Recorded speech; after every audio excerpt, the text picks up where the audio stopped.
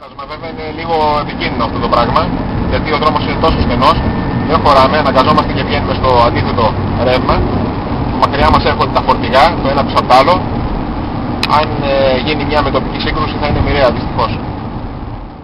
Εδώ δεξιά μας γίνονται τα έργα υποτίθεται, γιατί η Ολυμπία Οδός που έχει αναλάβει το έργο έχει αναλάβει να φτιάξει και να επισκευάσει την Εθνική Οδό από την Ελευσίνα μέχρι την Τσακώνα. Θα έπρεπε αυτά τα έργα να τα έχει ολοκληρώσει. Ήδη οι εταιρείες μόνο το 11% συνεισφέρουν σε αυτά τα έργα, τα οποία έχουν αρχίσει ήδη και φέρουν αυξημένα διόδια και δεν έχουν προχωρήσει παρά το ελάχιστο. Υποτίθεται ότι μέχρι το 2009-2010 το πολύ θα είχαν ολοκληρωθεί αυτά. Αλλά τίποτα. Έτσι προβλέπεται από τις συμβάσεις. Στον επόμενο σταθμό διοδίων, είναι το Θράσος και οι Στράτουνε, σε αυτόν τον δρόμο τον απαράδεκτο, τον εγκληματικό. Θέλει και μετρητά.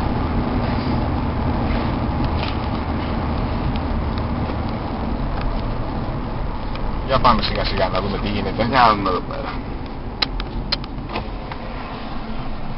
Έχουν λακκούβες μέχρι και στα διόδια.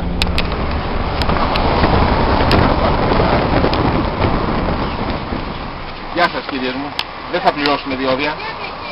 Γιατί είστε παράνομοι. Όχι εσείς προσωπικά. Δεν περιμένουμε κανέναν. Ο υπόπτης να περιμένει εμάς. Δεν... Για ποιο λόγο? Και εγώ τη δουλειά μου, σας παρακαλώ. Η δουλειά σας δεν είναι να μας καθυστερείτε όμως, γιατί αυτό είναι... Δεν σας καθυστερώ, Ο υπόπτης, πρέπει να σημειώστε το νούμερό μας. Αυτό, δεν πρέπει να το κάνω. Λοιπόν. Αυτό δεν με αφήνετε. Μισό λεπτάκι όμως. Ο Πρέπει τι να δουλειά θα κάνει? ενημερώσω. Η δουλειά μου είναι να ενημερώνω. Αυτά είναι εσωτερικές διαδικασίες δικές σας. Όχι, δεν είναι δικές Δικές μας. σας είναι Πρέπει μόνο. να Σας ενημερώσω. χαιρετάμε, να είστε καλά. Γεια σας.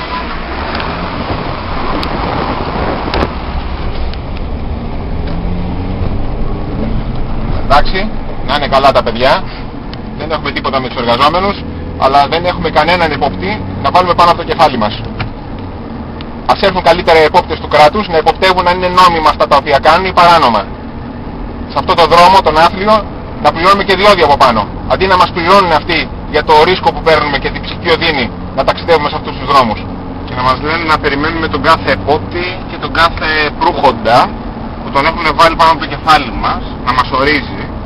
Εμείς καλούμε αυτές τις εταιρείες, έτσι όπως σε αυτή τη μοναδική δίωδο, να μην έχουν μπάρες, ούτως ώστε να μην αναγκαζόμαστε ούτε να τις παραμερίζουμε, ούτε να τις πάμε. Γιατί είναι παράνομες οι μπάρες. Είναι συνταγματικό δικαίωμά μας να παραμερίζουμε τις μπάρες και να περνάμε. Για να έχουμε υπόψη μας όλοι μας ότι σε αυτές τις διαφορές, στην άρνησή μας να πληρώσουμε δηλαδή, δεν έχει το δικαίωμα να παρέμβει κανένας. Ούτε η εφορία, ούτε το κράτος, ούτε η αστυνομία για να εισπράξει τα διόδια. Η νόμιμη διαδικασία είναι, αν θέλει η εταιρεία ιδιωτική, η Ολυμπία Οδός στην προκειμένη περίπτωση, ή η Νέα Οδός στην περίπτωση της ΠΑΘΕ, να βεβαιώσουν την παράβαση, να μας στείλουν κλήση για να πληρώσουμε στο σπίτι μας, αποδεδειγμένη από φωτογραφία την οποία θα έχουν τραβήξει. Βέβαια η φωτογραφία του αυτοκινήτου είναι παράνομη, γιατί η υπηρεσία προστασίας προσωπικών δεδομένων δεν επιτρέπει να τραβήξουν φωτογραφίες τέτοιες. Από πού και ως πού ένας ιδιώτης θα τραβάει φωτογραφίες της ζωής μας. Πέραν τούτου, εμείς προχωράμε, δεν αρνούμαστε να πληρώσουμε, ακόμη και αν μας έρθει κλείσει στο σπίτι, που δεν έρχεται, γιατί εδώ είναι πάρα πολλοί κάτοικοι που χρησιμοποιούν αυτόν τον δρόμο, την κορύφη του πατρών και δεν πληρώνουν, ακριβώς γιατί είναι ένας δρόμος που δεν πληρεί τίποτα καμία από τις προδιαγραφές της ευρωπαϊκές περί εθνικών οδών. Δεν υπάρχει, όπως βλέπετε, διάζωμα, είναι ένας δρόμος, ακόμη και σκύλος προχωράει μέσα εδώ, φουκαράς ο σκυλαράκος, και πέραν τούτου κινδυνεύουμε ανα πάσα στιγμή να σκοτωθούμε, γιατί είναι μια λωρίδα κυκλοφορίας και η λωρίδα που είμαστε αυτή τη στιγμή αναγκαστικά είναι η λωρίδα ασφαλείας, που κανονικά δεν θα πρέπει να κυκλοφορεί κανένα αυτοκίνητο και αναγκαστικά τη χρησιμοποιούμε για να μπορέσει να μας προσπεράσει ο συνταξιδιώτης μας μπροστά.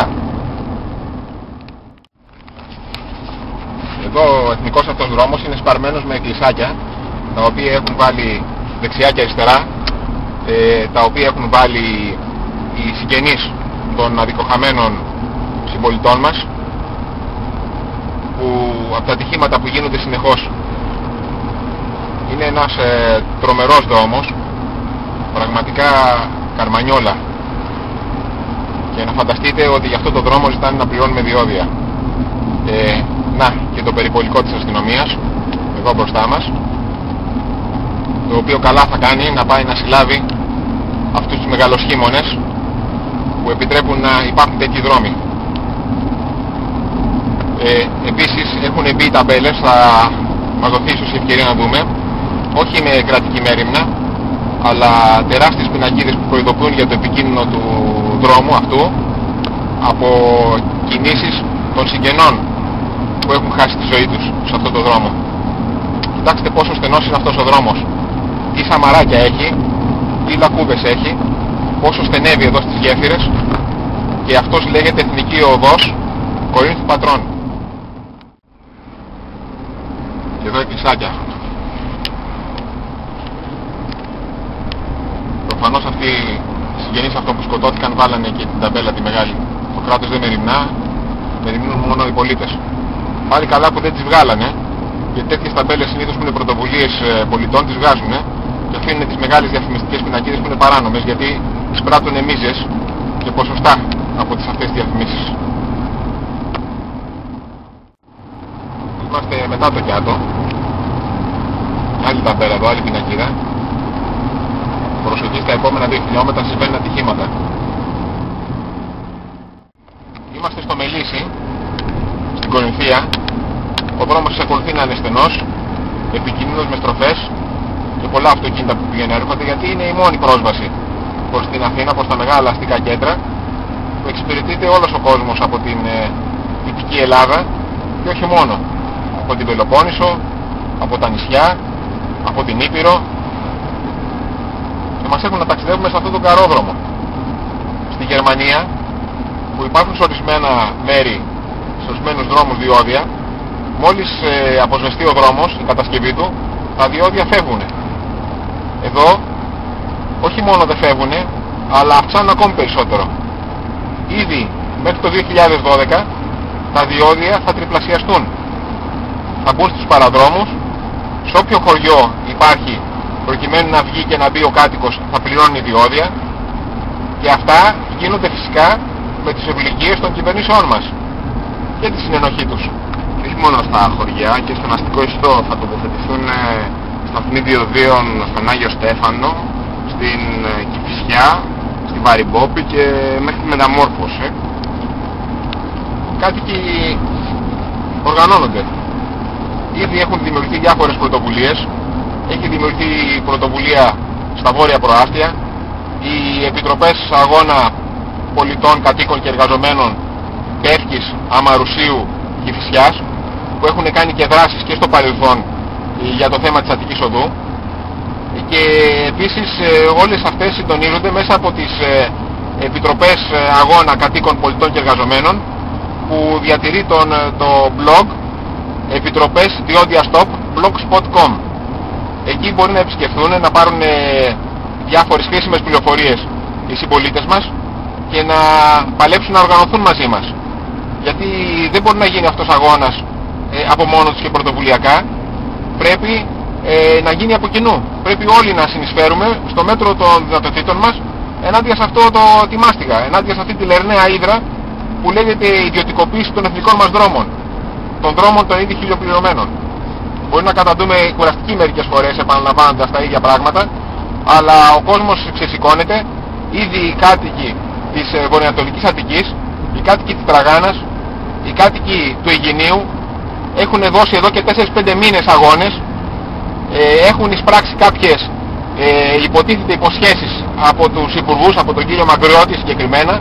Υπάρχουν τα σχετικά βίντεο στην ΕΤ που έχουν ανέβει στο YouTube, που μας υπόσχεται ότι μέχρι τον Γενάρη του 2010 θα έχει λυθεί με τον καλύτερο δυνατό τρόπο για τους κατοίκους το άδικο αυτό μέτρο του χαρατσιού των διοδίων. Φυσικά είμαστε τέλη Φλεβάρη τώρα και δεν έχει γίνει τίποτα από όλες αυτές τις υποσχέσεις. Είναι ένα ακόμη από τα μεγάλα φά που μας έχουν συνηθίσει οι κυβερνώντες μας. Μόνο να πάρουμε εμείς την τύχη στα χέρια μας. Δεν γίνεται διαφορετικά.